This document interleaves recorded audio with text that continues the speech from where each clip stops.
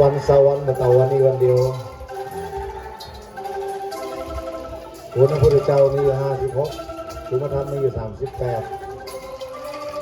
ภูมิสงฆ์มีอยู่14นับลงกันดีๆแล้วเราเป็น108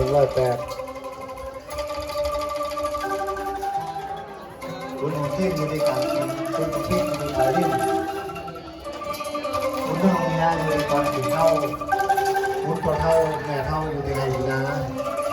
คุณสุดท้ายอยู่ที่ประสงค์คุณลำโพงนี่เป็นของประสบไม่ดีลำโพงดีประสบกับเสียงวันแค่น้อยแต่แบบเป็นห้องมันแปลงแล้วก็โวยมาเป็นยังนะครับใครวันนี้กันได้พ่อเนี่ยจะเป็นให้เลี้ยงจำรุ่นว่าธรรมดานะคนเขาแกแล้วก็ต้องมาสอนที่นี่จะไปสอนมันเต้นกันธรรมดาไม่หนักเราตอนนั้นต้องนี่ป้ากันที่เด็กม่วงตอนนั้นเท่านี่กับป้ากันที่เราไม่บ้านเรายังว่านะเราสมมติว่านั่นหลายๆที่ส่วนนั่นจะไป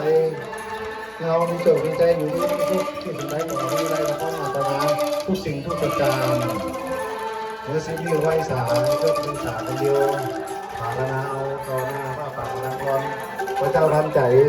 ขอโจขอลาบได้นะหลวงพ่อพระเจ้าทันใจ